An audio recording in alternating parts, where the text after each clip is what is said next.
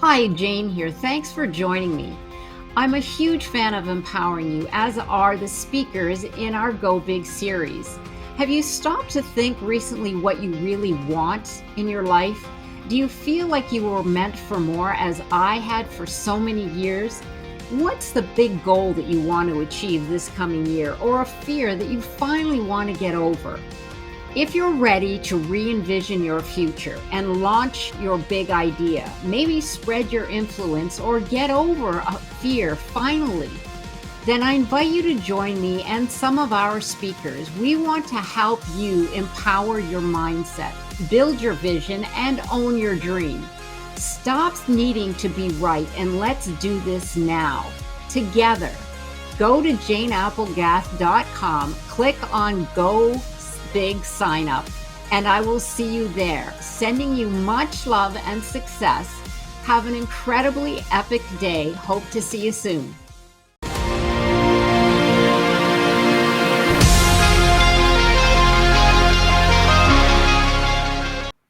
Hi, everyone. I'm Jane Applegath. Welcome to the Epic Vision Zone, where some of the world's most successful self-made women and men share their multi-million-dollar ideas, their high-performance habits, visionary mindsets, and resources so you can hit the go button on your epic life. Socrates wrote, "The secret to change is to focus all of your energy not on fighting the old, but on building the new." Today's epic female entrepreneur is no stranger to a life-altering change after a car accident left her permanently disabled at age 11. Thus began her journey of 1,000 steps to the inspiration she is today. Michelle Kuei is a motivational speaker, visibility coach, host of the podcast Perfectly Normal, and founder of Elevate Life Coaching. Her gift is coaching women entrepreneurs how to gain the confidence to tell their unique story so that they can get seen, get heard, and get hired.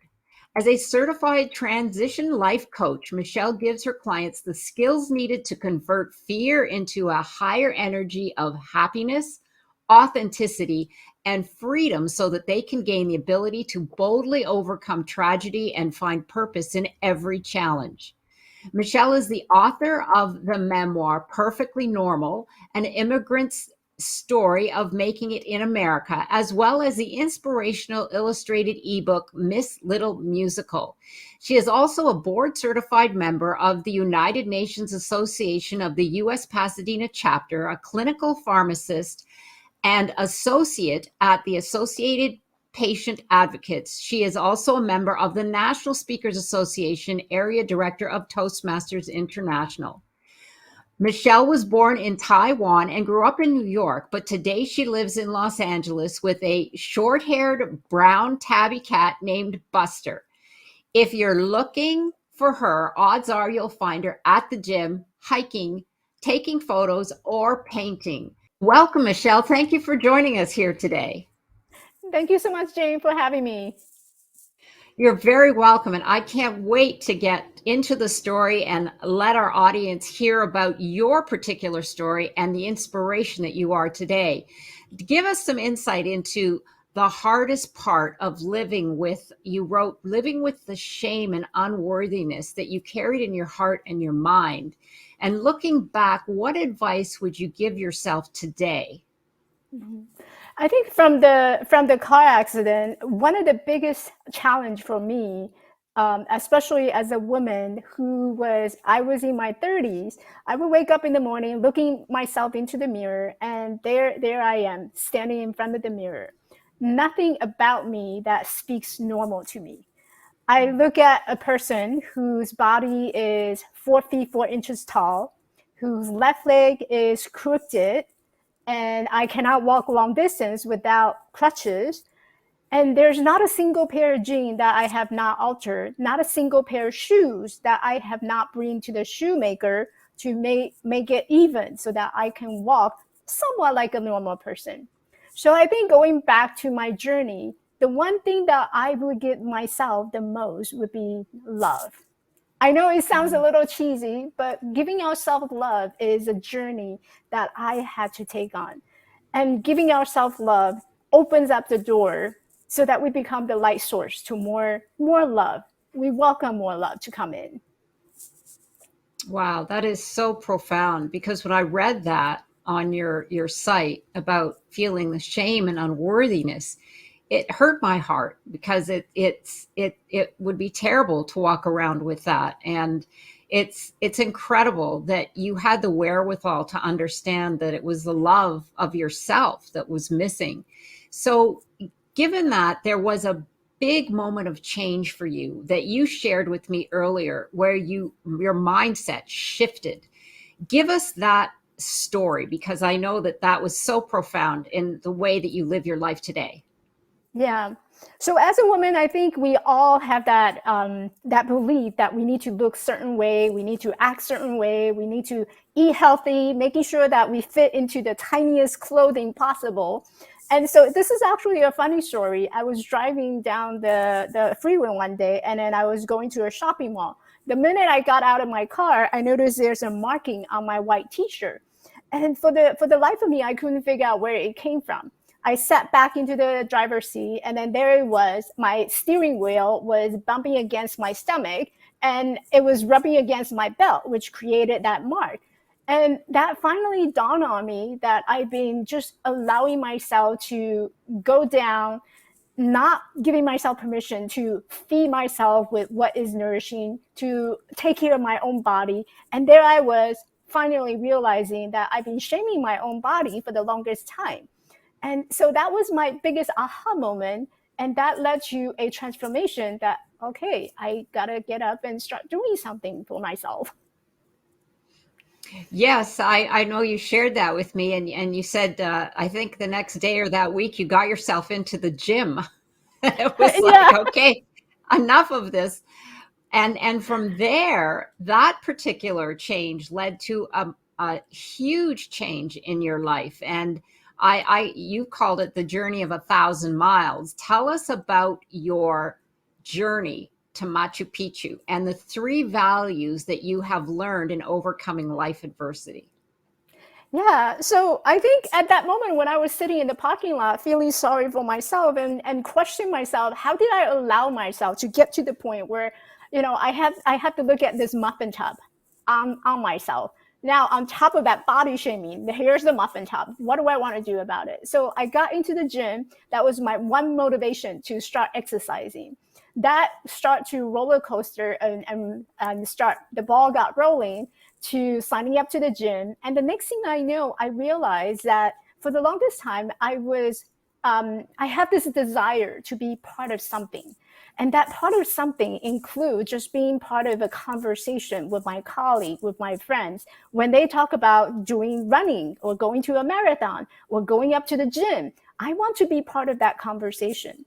So just that desire of wanting to be part of something where I belong, I find myself belong, it was huge for me. It was my biggest desire to have it done.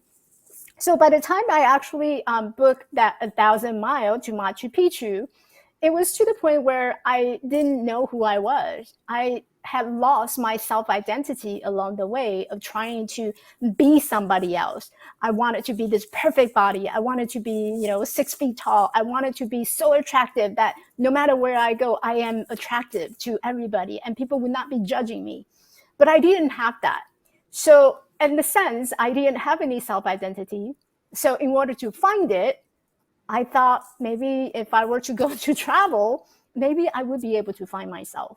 So I took on a journey 1,000 miles to go to Machu Picchu with my two crutches and a luggage alone and hike through a 26 miles of Inca trail, finally going up to the top of Machu Picchu. Wow, that is amazing. That is a tough journey, even for able-bodied individuals, let alone yourself. And you told me that because of the what was it, the altitude, I believe, that you got sick the day before you were supposed to go on the hike. And just give us a little insight into that, because you had determination. Yeah, so absolutely. It's the most memorable journey. And every people I meet, they say, oh, I have that in my bucket list. Oh, I have that in my bucket list. But here I am, I'm checking it off. It was, so Machu Picchu is at 14,000 feet above sea level. So it's really high in altitude. And I remember when I got there, it was 5 days before the journey. I wanted to acclimate myself to the high altitude. But of course, I had so much great time, 3 days while I was there, I started to pick up this stomach flu. And the stomach flu brought me to the hospital. So actually 2 days before the hike, I spent a night over in a hospital in Peru where I spoke no Spanish. I didn't know how to communicate in Spanish, but there I was lying in the bed alone. And I remember when the doctor came by to see me, she wanted to give me a lot of fluid. So I got 2 liters of fluid that was put inside my body. And I kept telling her, I gotta go, I have to go. The hike is starting tomorrow and I have to be out of here. So she said, well, I don't think you should go up there.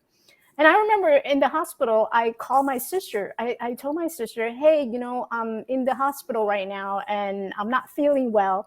And I remember she saying, Michelle, you need to get your butt back. You need to get yourself home. This is not for you. You cannot do this. You're going to die out there. Why are you doing this? And I remember just laying in bed and I thought about it. I said, well, here I am. I have two choices. Do I want to go back and keep my body shaming? Or do I want to go onto this hike and finally do something for myself? I don't know what that something will look like in the future, but I know it was important to me because I was finally doing something for myself for the first time. So I decided to tell the doctor, hey, listen, you got to sign my release form. I got to be on this hike. I don't care how much medication you're giving me. I'm going down to that hike.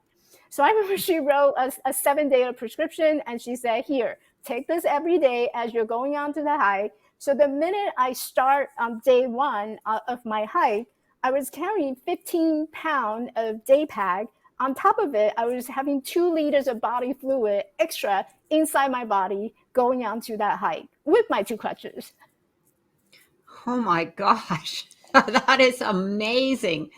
I can't believe it. Yeah, that was worth telling because I just remembered you telling me that part and I was just in awe, in total awe of your determination and your willpower to do it no matter what. So, congratulations.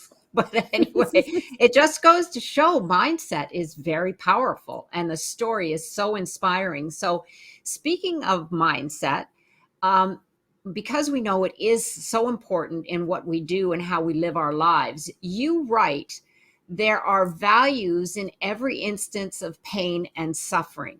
It is those moments of low tide that we learn about the truth and about ourselves. And it is those roaring storms that we see the light of hope. What advice would you give a client who is struggling with doubt, fear, and imposter syndrome? I think the biggest advice or a lesson that I would teach to someone would be to accept the unacceptable. I really believe that a lot of us, we face our challenge, we go down to this rabbit hole of thinking that this is the end of the world, this is the end, we're done, and there's no way out. So we continue to get stuck in this tunnel, and all we see is darkness that's inside the tunnel.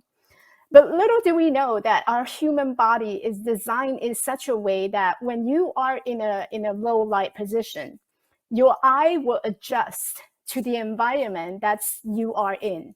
So same as a human nature or the way that we live our life, even though you are in darkness, you have the full ability and capacity to adapt to every situation that arises within the darkness itself.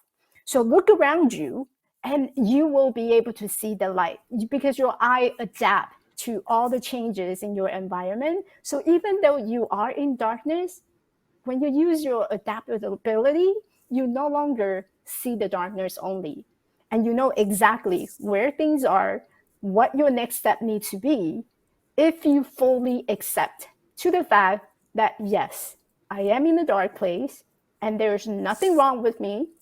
And there's all these help and resources and support that I can ask and go into, and I will have the light at the end of the tunnel. So acceptance is a big lesson to learn.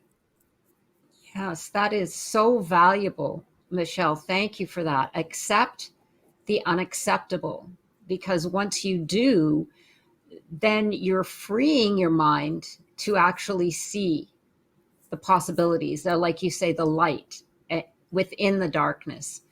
I love that. That is so insightful.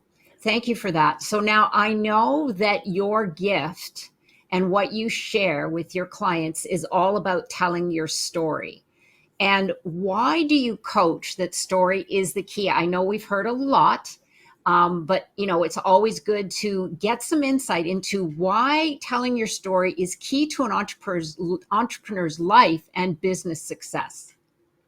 Yeah, every time I talk about why storytelling is important, it kind of brings my memory back to when I was a younger, and we all watch Disney cartoon, right? So there's a Disney cartoon that I grew up with, and it's Little Mermaid. If we remember Little Mermaid, there's Ariel, who's the Little Mermaid, and what she wanted to do, she desired love. She was looking for love. She met this prince, and she wanted to be with that prince. But what did she do for love? She gave up her voice. And to me, Mm-hmm. as an entrepreneur, we have our voice. And your voice is really the mission, the purpose, the vision that you have behind why you started a business. We all started a business not because, okay, so making money is great, but that's not your main primary drive in why you started doing what you do. So a lot of entrepreneurs don't realize that by telling story, what they're doing is they're painting a picture and inviting others, inviting the audience or their prospects to come and get to know them. How do we get to know each other? Is through storytelling. And storytelling has been going on since the humanity ever exists. We do storytelling on the wall, in the graphic, we do storytelling in words, copywriting, we do storytelling in movies, and tons of way that you can convey a message to your audience, to your prospect, to your client. In the business world, storytelling is essential because people need to know you, like you, and trust you in order to place their money into your pocket. Without all of these, we're buying your product, but your service is not a product. It's not like hair shampoo. Even hair shampoo has a story, right? It makes your hair beautiful, shiny. So even a shampoo product has a story.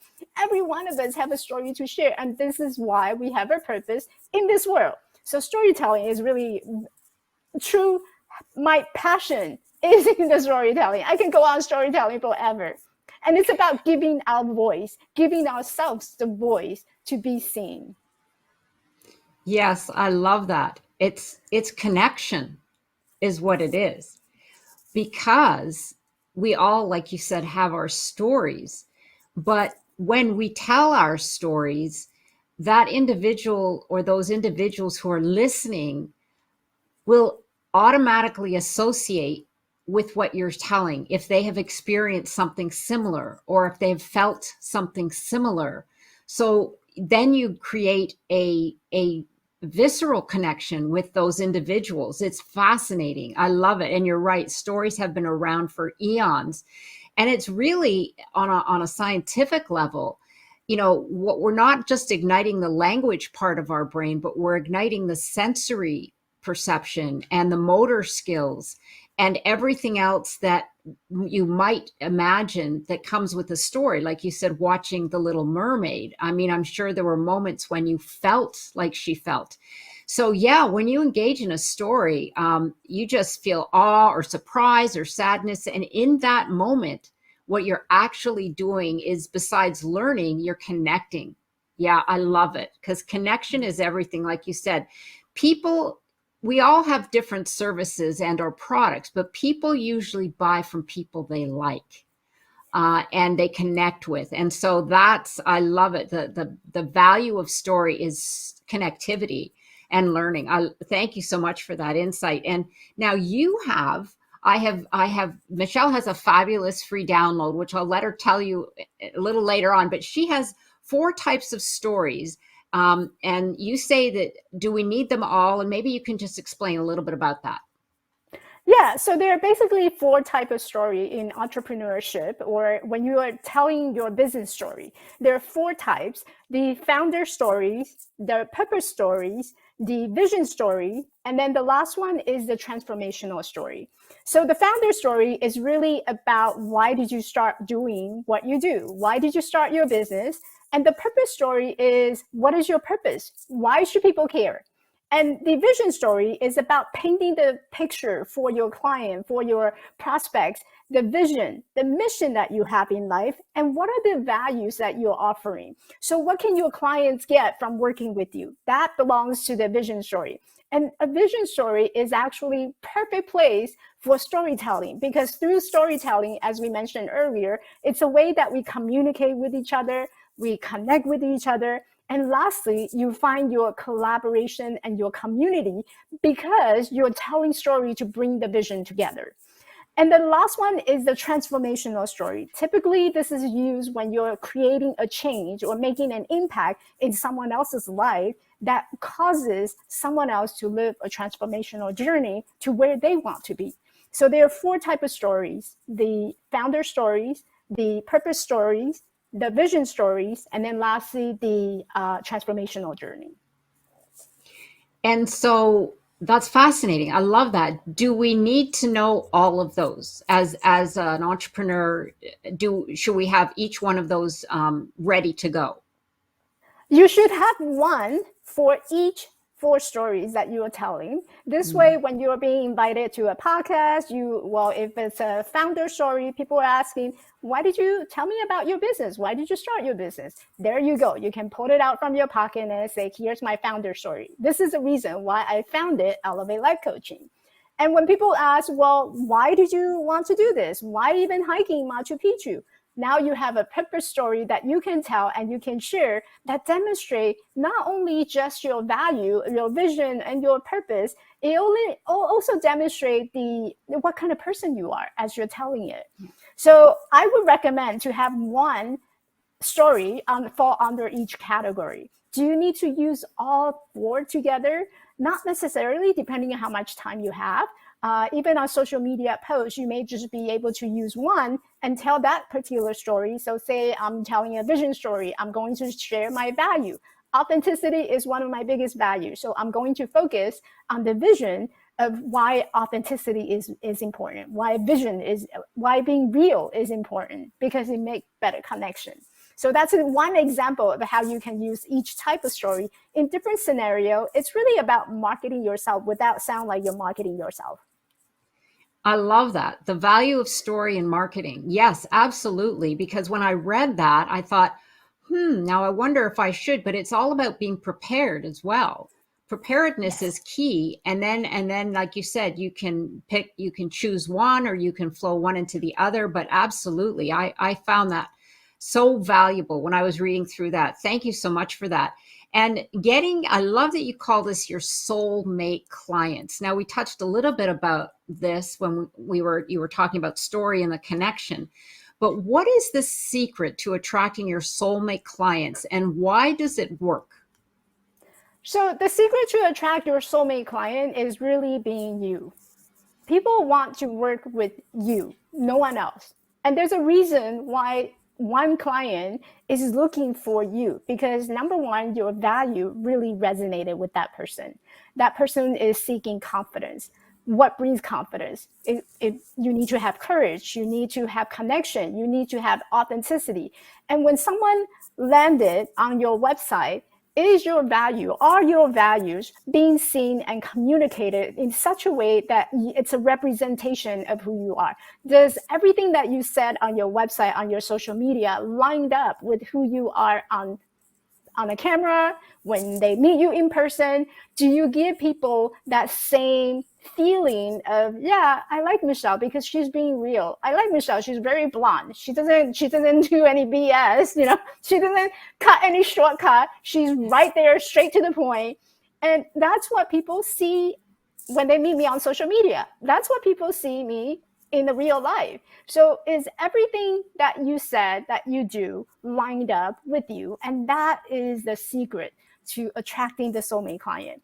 Your client, you can have multiple clients, and not every client will be committed to you, wanted to work with you. And that's a constant struggle that a lot of entrepreneurs are facing. They get people on their calendar, but they're not really committed. The reason why they're not committed because they're not still not quite clear. Can I trust myself in you? When I buy your product, is it going to lead me to a result? Is it going to what? Are you going to like sliding more extra package? Are you going to do anything tricky to me? So people are still like deciding. But when you have soulmate client, your soulmate client, because you're speaking their language and their value, just you have that sweet spot with them where they share the same value as you do, and they absolutely just adore you. They want to work with you. So the minute that they start booking the call, there is no doubt. A lot of my clients say, Michelle, here's my credit card. We're ready. I'm ready. Yeah, I love that. And you're right. I saw some of your testimonials, and they say that Michelle doesn't put up with any BS. See, so if you're going to work with Michelle, you're going to work. But that's good. Right. You're getting results. I love it. Yes, and your soulmate, you're absolutely right. Your client will, they have the trust in you. You have the same values. So it's an alignment. There's a very deep alignment with that. And I love the way you broke that down. So 5-step process. You tell us about your 5-step process that you use. So the 5-step process, I didn't create it. The person who created it actually came from Joseph Campbell. Joseph Campbell has this book. It's called A Hero with Thousand Faces.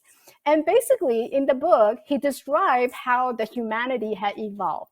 And we all, each individual, are heroes within our own story. So there's always 5 layers to the way that we storytelling, no matter you see it on television, in a movie, or inside a book. It always begins with these 5 steps. So the first one is to define a character. Every story has a character, has a main character who's hearing a calling in this world, in his life, that he needs to get on and take a journey. So the next step would be to go around on this journey and realizing that there's a lot of challenges. So the next step is a realization that there's challenges ahead of me that I need to overcome. Following that is an actualization where, as we go through our challenges every day, we realize that what we used to believe in is no longer serving us. And here we are, we need to apply a new set of rule, new set of strategy in order to move on smoothly onto this journey. And this is also where the mentor starts showing up, or a guide who starts to show up and giving you all the resources and guides to help you going through that journey of transformation. And then once you reach the actualization, now you have a vision of what your future would look like. The vision of how your success may be, whether it's in business or in life, you have this vivid vision of what your life would be in the future. And as you work towards that, that leads to the final step of transformation. So you're no longer stuck from where you were, and here you are completely transformed, having a new life, a new journey. And this is the 5 steps. So basically, I call it the brave journey, BRAVE. The B is the believable character that we set ourselves up. And then there's the realization of the challenge that we have, calling upon our purpose, the actualization of realizing that, hey, maybe I can't do this alone by myself, and then creating that vision of success, and finally the transformation at the end. Fabulous. I love it. It's so succinct and so complete in all of it. So you walk your clients through that, correct? I do. That's a whole. So Mhm. yeah, I have a Brave Your Brand challenge every quarterly that I offer, and I take them through this journey of braving their brand. I love it. That is so it's so valuable for, completing the whole, it's completing your story. I mean, it's a creating a new one, starting from the beginning, and you're the character and going through it. Absolutely. It fits right in with what you teach. I love it, Michelle. That is so great. So 3 tips to grow your coaching business. What 3 tips can you give us? Show up. I think tip number one is definitely to show up every day, no matter where you need to be, whether it's on your social media post. Show up, no matter whether or not there's someone making a comment, like or share. Doesn't matter. You do you, and you're going to show up. So that's step number one. Step number two is come up with a strategy. So don't just take out pieces from all the different coaches or different resources that you have. Pick one, stick to one, and try it out and turn it into something that's more relatable to you, that's more essential to you. Because I think initially, as we're creating this visibility, a lot of us, we take out pieces from everywhere and then we start, connecting them together, and we feel choppy. And that is because, number one, you didn't give it enough time. Number two, you're gathering a lot of information and putting it into pieces, so nothing really connect together. So stick with one and show up. So that's 2 tips. And the last tip is just give yourself the permission to be not perfect. Giving yourself the permission to not be perfect. I'm the kind of person who I would just be very inspirational, and spur a moment, I would release something, a copyright on my social media, and you'll catch myself some typos. And I used to beat myself up because English is not my first language. So when I make a mistake, I really took upon myself that, I want my English to be perfect. I wanted to make sure that I use the right word.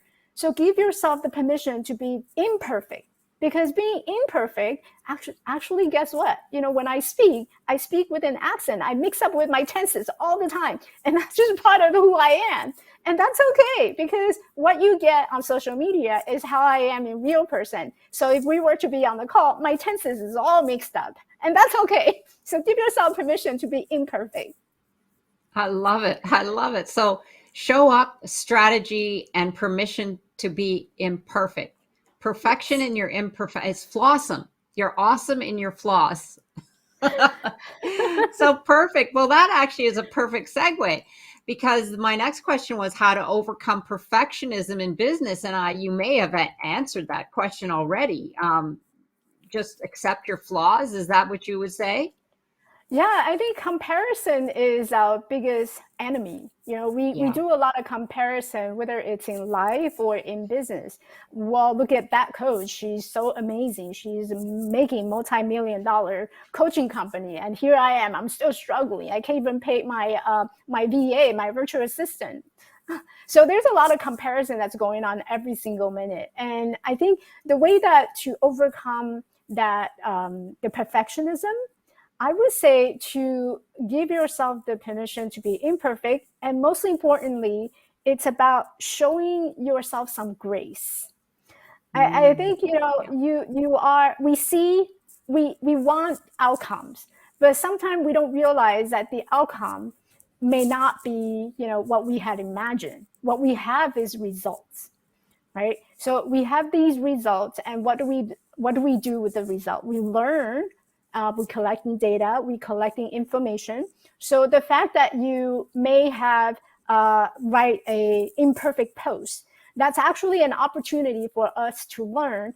Okay, so my next post, I'm going to pay attention and go back and review it again. Right? So every step becomes a learning process. And if we can approach it from a learning perspective, every moment, every interaction I have, every conversation I have, it's about learning. What can I make myself better? How can I make myself better? And you learn from the perspective of positivity rather than blaming or rather than shaming. There's nothing wrong with mixing up the tenses. You put all the past, present, and future in the same room. What do you have? You have a mix of tenses, and that's okay. It's perfect. That's right. That's right. It's perfect. It's what is it? The perspective of not persuasion. I had it there on the tip of my brain, of positivity. That's what it is. The perception of positivity. So everything you've done is positive. Don't look at it in a blaming, shaming way. But yeah, and then just learn. I love that, to use it as a learning opportunity. When you do that, you completely shift your mind. Your whole mindset shifts, and then it's like, yeah, okay, I made a mistake, but now I'll do it this way. So yeah, just beautifully put, Michelle. So I have a copy of your pro workbook that is such a generous free download. And we will have all the links here for you, but maybe tell us a little bit about that fabulous uh, program that you've put together and what every entrepreneur can gain from it. Yeah, so I have a free workbook that's available through my website, and it's called Story Like a Pro. So in the Story Like a Pro workbook, you get the introduction to 4 different types of story that we had talked about, and there's empowering question that would help you map out exactly what your story is under each category. So there's questions that help you map out the founder story. There's question that asks about the purpose story. So as you're going through the workbook, you're going to have a story for each category that you can potentially share on your next podcast or your next radio show, or just share on your social media. And it's a most powerful way of communicating to your prospects.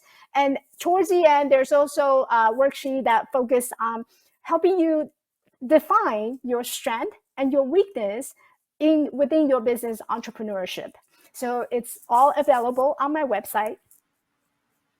Yes, and it's fabulous. I love it. I got it recently from Michelle. I was like, I can't download it. Get it to me because I really want to work with it. But it really makes you think. So I love it because it puts your mind to work, but in a creative way as well. So you're not just coloring it within the lines. You really have to really use your creative mind to figure out what it is that you want to say there. So that is such a valuable resource. Everybody needs to download it, and we'll have all those links available.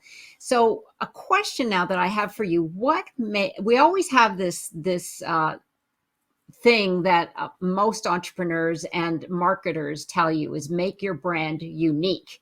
Well, that's an easy statement to say, but it is something more difficult to master. So my question is, how do you figure out what makes your brand unique?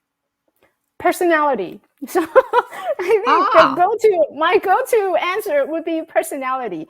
Each one of us are very different, and the way that we show up in the world, the way that we talk to others, it really, you bring in a lot of your personality aspects of who you are into everything that you do. And how we do one thing is how we do everything.